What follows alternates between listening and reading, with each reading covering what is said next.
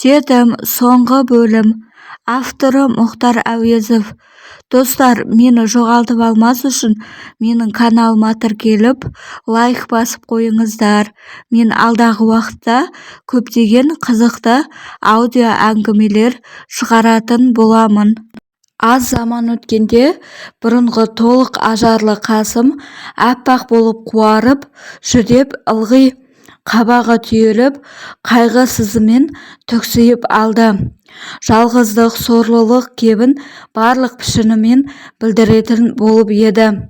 Бұрынғы кішкене әлсіз ойымен нобайын сезіп, қорқып күткен суық күн Қасымның басына күннен күнге суық қолын созып жақындап келе жатты. Қасымның малы ұстала бастады. Мен жетім емеспін бе, менің малыма тигенің обал емес пе деп жылап айтқан жұрттан ұғынған сөзі әсер бермейтін болды. Көк саулықтың мойнынан құшақтап жабысқан жолында Исада мен Қадишадан қабат таяқ жеді. Жылаған сайын тамақ бермейтін болды. Алғашқы қайғылы күндегі Қасымның қадірі де ұзақ болған жоқ еді. 2-3 күннен соң Иса мен Қадишаның сезім дегенді білмейтін көң болған көңілдері бұрынғы таза қалпына келіп еді. Олардың балалары бірінен бірі ерке болып шығып, Қасым қаға берісте қала беретін болды. Қасымға таласа тармаса күн көру керек болды.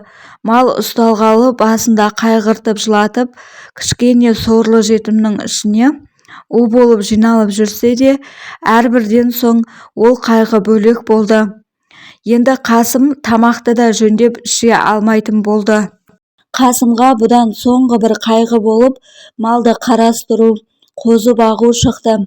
Аздан соң өзге балалар Тідәзар, кәпір бармайды деген атпен құтылып қалатын болып, Иса мен Қадишаның пейілді қабағына ырза болатын күйге келген Қасым тезек теретін болды. Малдан кешке келіп сүрініп жығылғанда болмаса, Қасымға бостандық, еркіншілік жоқ болды. Кейде Иса өз балаларын олардың малы жоқ, малдың иесі Қасым деп қойып, олардың еріншектігіне өзі құрық беріп, Қасымның бейшаралығын ашық арамдықпен қақпай қылып та қояды. Бұл халдің барлығы сорлы жетім көңілінде күннен күн өткен сайын арылмастай үлкен у болып жиналып жүрді. Қасым енді барлық өзіне қарсы айдалған арамдық, өгейлік, қулық пен кәпірстан мінезді қабақтан, жарты сөзден ұғатын болды. Тұрған аулында бір адамнан мейірімді мінез көрмеген соң ешбір жанмен сөйлеспейді. Күз күніндей жабырқап жүдеп, қабағы қатқан қайғыда.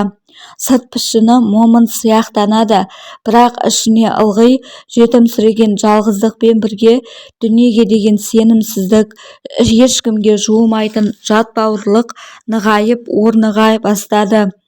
Бұл мінез өсіп, күшейіп, ішіне мұздай болып қатқан сайын Қасым ашулы болып, қаны бұзыла бастады.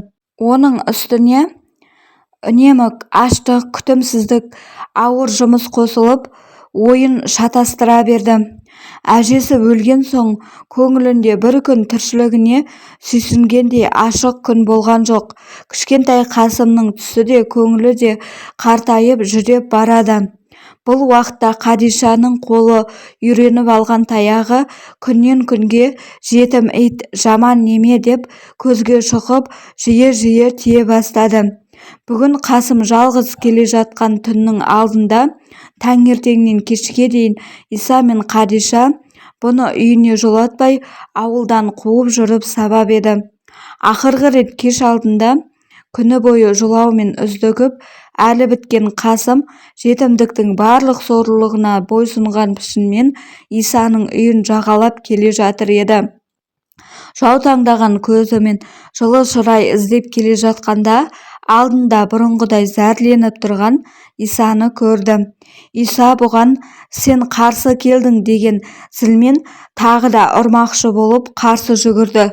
Сол уақытта Қасым жаны күйіп шыдай алмай жылап жүріп сөйлеп мені мұндай сорлы қылғандай не жазып едім, неңді жеп едім, жазығым қуарып қалған жетімдігің бе деп жерде жатқан үлкен тасты ала салып төніп келіп қалған Исаны тізесінен періп кеп жіберіп далаға қарай қаша жөнеліп еді.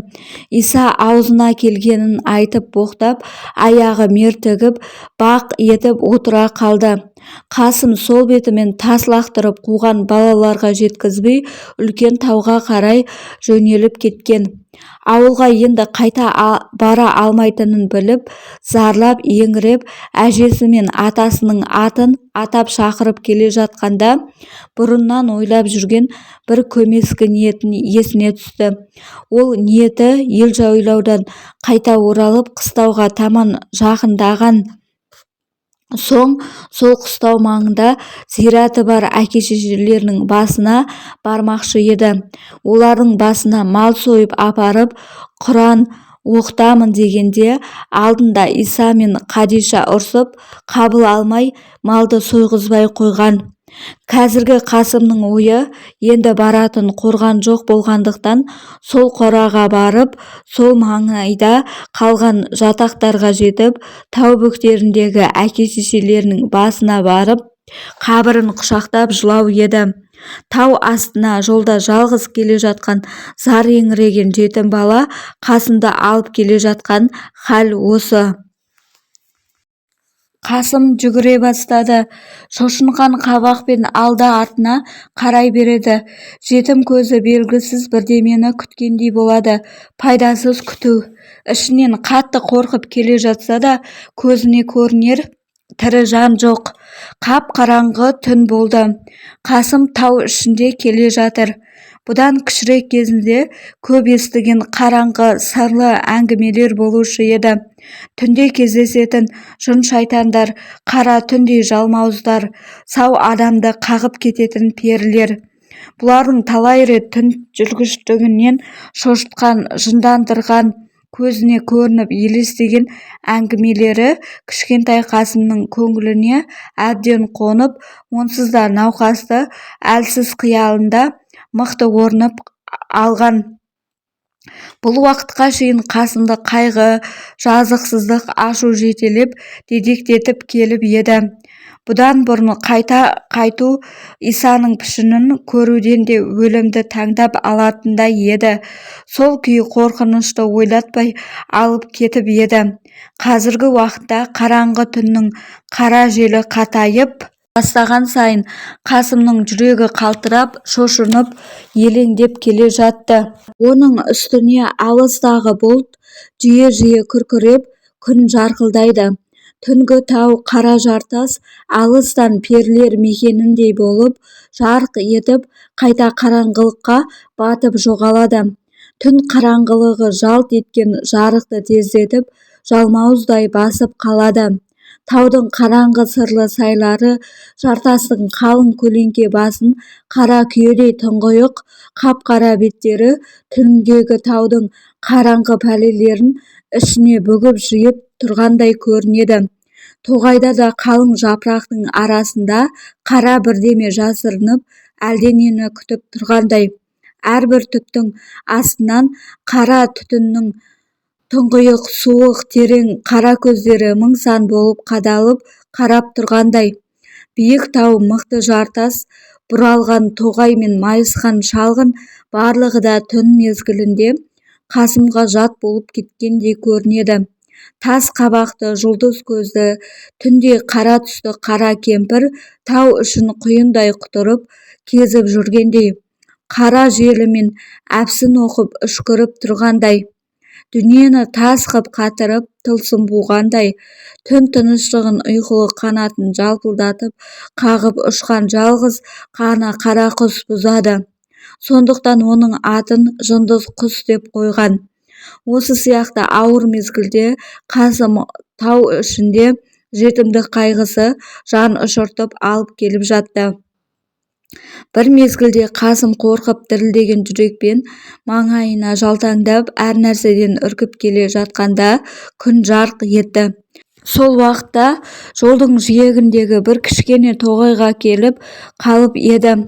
Оқыста көзін жұмдырып шошытып қалған жарықтың ішінде Қасым көз алдынан елбеңдеп жөнелген бір нәрсенің түсін шалып қалды. Шошынып өне бойы мұздап, жүрегі лүпілдеп соғып кетті. Бұл кеткен сол тоғай ішінен ұшқан жынды құс еді. Бірақ Қасымға ол көптен күткен қараңғы сырлы күшті қуаттың бірі болып көрінді. Сол кезде Қасымды шешесінің қабіріне қарай тартқан жетім жүрек өзге денесінің іркілейін дегеніне ерік бермей ілгері дедектетіп алып жүріп кетті. Бірақ бұл уақыттағы серігі кім? Періште дегені осы ма? Әлде жын ба? Әйтеуір енді алдында бұлдырап, елестеп жүгіргендей болып, елбеңдеген бір нәрсе бастап келе жатқан сияқты. Қасым бір уақыт кісі екен деп ес көргендей болып еді, артынан шоши бастады. Жүрегі сенімсіздік қаупімен тағы лүпілдеп соқты. Ақырын жүріп кейінгісінде келді. Бір мезгілде бетіне құтырып, ысқырып келіп ұйытқыған бір құйын соққандай болды. Жасқанып көзін жұмды. Қайта ашса, қараңғы түнде оттай жанған алакөз ашумен түксиіп қарап тұр. Алдында тісі ақсиған ұзын бойлы, қолында ұзын қара пышағы бар қара кісі тұр екен. Даланың жыны осы ғой деп ойлай беріп еді, анау Қасымға әмірлі даусымен ақырып, артымнан еріп жүр, әлсіз денеңнің шаршап талғанына қарама, аяғыңа кірген тікенге, жырған тасқа қарама, өліп қалсаң да артымнан еріп отыр деп жүріп кетті. Әлсіз жетім, ағатай жетіммін дей беріп еді, алакөз қайта жарқ еткенде артынан жүгіріп кетті.